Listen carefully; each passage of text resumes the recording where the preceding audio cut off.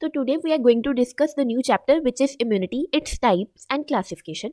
तो सबसे पहले हम स्टार्ट करते हैं with the definition of immunity. तो इम्यूनिटी क्या, एक सिंपल लैंग्वेज में समझो। मैं कब कहूँगी कि वो उस पर्सन में इम्यूनिटी अच्छी है, जब उसमें वो सभी चीज़ें like sufficient biological defences present है सफिशिएंट अमाउंट में, जो उसको इन्फेक्शन से, डिसीजेज से या सर्टेन पैथोजन से प्रोटेक्ट करें। तो मैं कहूँगी उसकी इम्यूनिटी स्ट्रॉन्ग है। समझ आ गई? Immunity is a state of having sufficient biological defenses to avoid infections, disease और other unwanted biological invasions.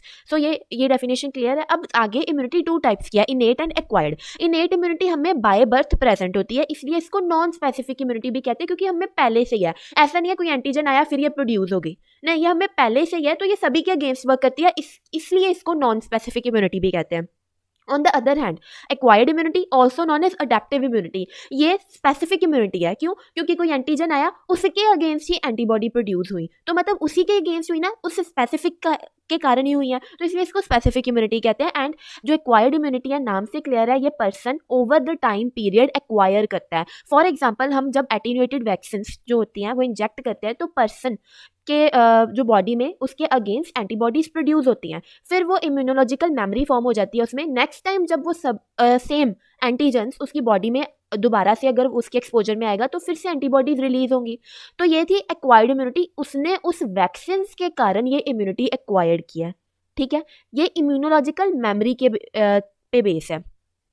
फिर ये टाइप्स ऑफ इम्यूनिटी पे flow chart. Immunity two types के, innate, acquired. Innate further three types के, species immunity, individual immunity, racial immunity. Adaptive immunity आगे two types की है, natural acquired immunity and artificial acquired immunity. ये हम बाद में देखते हैं।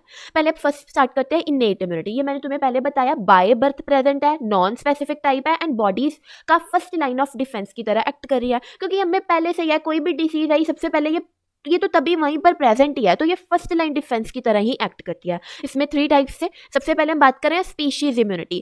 तो स्पीशी इम्यूनिटी क्या है, डेफिनेशन देखो। Species immunity is a type of innate immunity that prevents certain diseases from affecting specific species.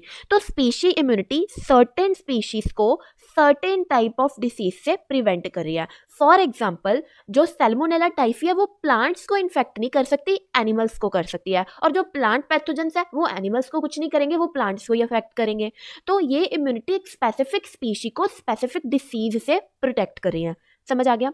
आ गया रेशियल इम्यूनिटी। एक स्पीशी में ही डिफरेंट रेसेस में जो इम्यूनिटी है उसको हम कहते हैं रेशियल इम्यूनिटी। फॉर एग्जांपल, जो ब्लैक्स हैं they are more susceptible to TB and जो वाइट्स हैं they are more susceptible to malaria caused by plasmodium falciparum. तो जो ब्लैक थे, जो ब्लैक रेस है, उसमें टीबी की ससेप्टेबिलिटी ज़्यादा है, मतलब उसके अगेंस्ट इम्यूनिटी क्या थी, कम। और वाइट्स में मलेरिया के अगेंस्ट ससेप्टेबिलिटी ज़्यादा है, मतलब मलेरिया के लिए उनकी इम्यूनिटी क्या है, वीक है। तो ये इम्यूनिटी पर्टिकुलर स्पीशी में अलग अलग तरह वेरी कर रही है, इस रेस में अलग है, इस रेस में अलग है। आगे समझ। उसके बाद आती है इंडिविजुअल इम्यूनिटी, कि ये तो तुम्हें पता ही है, हर इंडिविजुअल की अपनी अपनी इम्यूनिटी होती है, किसी की इम्यूनिटी स्ट्रांग होगी, किसी की वीक। तो हमने पहले स्पीशी इम्यूनिटी पढ़ी कि ह्यूमंस की इम्यूनिटी उस पर्टिकुलर पैथोजन के लिए स्ट्रांग भी हो सकती है या वीक है, तो ऐसे प्लांट्स के लिए हमने देखा। उसके बाद हमने पढ़ा रेशियल इम्यूनिटी, कि उस स्पीशी में डिफरेंट रेसेस, कोई ज़्यादा ससेप्टेबल है उस डिसीज के लिए, कोई कम है। फॉर एग्जाम्पल, ब्लैक्स टीबी के लिए ज़्यादा ससेप्टेबल है, पर वाइट्स उनके कंपैरिजन में कम ससेप्टेबल है। फिर हमने पढ़ी इंडिविजुअल इम्यूनिटी, कि हर एक इंडिविजुअल की अपनी अपनी इम्यूनिटी होती है, they have varying susceptibility to certain infection, कोई ज़्यादा ससेप्टेबल है, कोई कम। फॉर एग्जाम्पल, जिनको डायबिटीज मेलाइटिस है, they are more susceptible to streptococcal infection. अब हम नेक्स्ट पढ़ते हैं फैक्टर्स अफेक्टिंग इनेट इम्यूनिटी। तो ये फैक्टर्स को याद करने का तरीका है पीसीबी, जो हम फिजिक्स केमिस्ट्री बायो बोलते हैं, पीसीबी जी। पी से क्या, फिजिकल एंड मैकेनिकल फैक्टर्स, सी से सेलुलर फैक्टर्स, बी से बायोकेमिकल एंड जी से जेनेटिक फैक्टर्स। सबसे पहले हम बात करते हैं जेनेटिक फैक्टर्स में। तो जेनेटिक फैक्टर में पहला फैक्टर आता है रेस और स्ट्रेन। ये हमने अभी बात की कि अगर एक जो ब्लैक्स हैं, ठीक है, उनके जीन जेनेटिक्स में ऐसा है कि they are more susceptible to TB, पर जो वाइट्स हैं they are more susceptible to malaria. ये इनके एग्जांपल में तुम लिख लेना। फिर आती है हार्मोनल, ये समझ आ गया ना, रेस वाला, कि उस रेस में उस डिसीज के लिए इम्यूनिटी कम थी। तो ऐसे जेनेटिक फैक्टर भी अफेक्ट करते हैं हमारे इम्यून रिस्पॉन्स को। ठीक है, जैसे कि रेस, ये जेनेटिक फैक्टर हमने कौन सा देखा, रेस, कि कैसे रेस अफेक्ट कर रही है।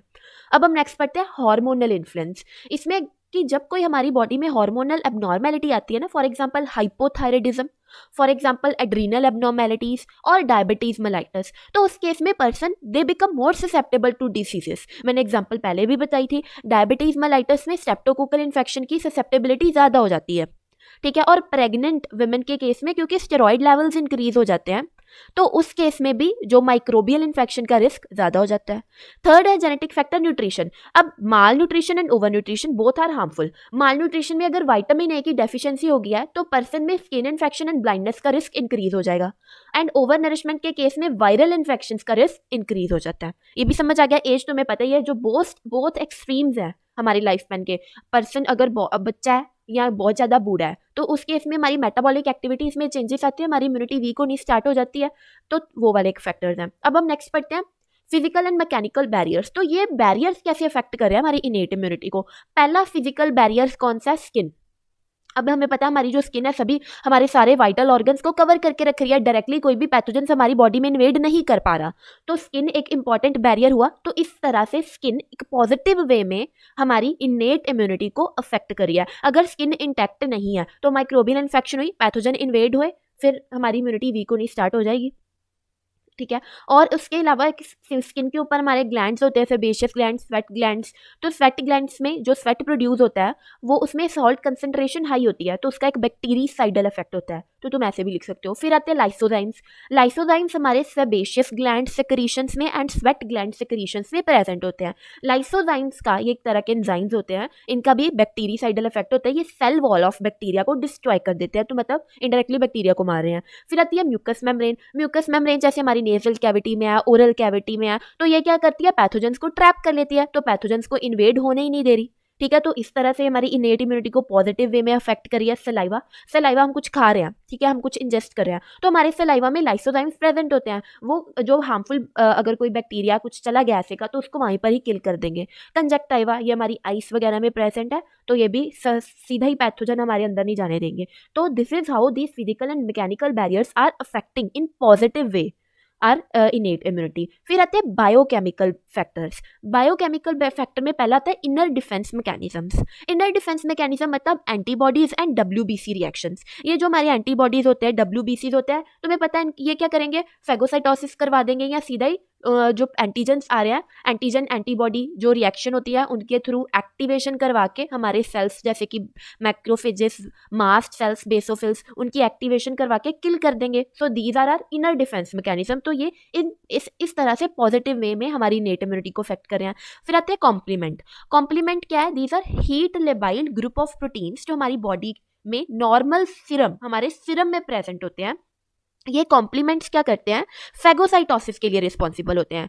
ये जो कॉम्प्लीमेंट्स हैं, ये जो प्रोटीन्स होते हैं, ये फेगोसाइटोसिस को एक्टिवेट करा देते हैं। तो अगर कोई भी एंटीजन हमारी बॉडी में आया, एंटीजन एंटीबॉडी रिएक्शन हुई, फेगोसाइटोसिस एक्टिवेट होगी, हमारे जो मैक्रोफेजेस, मास्ट सेल्स, बेसोफिल्स, वो उस एंटीजन को फेगोसाइटाइज कर देंगे और हमारी बॉडी को पैथोजन से फ्री कर देंगे। सो ये कॉम्प्लीमेंट ऐसे वर्क करते हैं। समझ आ गया कॉम्प्लीमेंट कैसे वर्क करते हैं? फेगोसाइटोसिस करवा के। कॉम्प्लीमेंट है क्या? Group of heat labile proteins है, फेगोसाइटोसिस एक्टिवेट करवा देते हैं। फिर आते हैं इंटरफेरॉन्स। इंटरफेरॉन्स भी ग्रुप ऑफ प्रोटीन्स हैं, but they are released by they are released by killed or live virus infected cells of our body. समझ आ गया? वायरस इन्फेक्टेड सेल्स, उनसे ये इंटरफेरॉन्स प्रोड्यूस होते हैं। है ये group of proteins which are produced by virus infected cells of our body. 3 तरह के इंटरफेरॉन्स होते हैं, अल्फा, बीटा, गामा।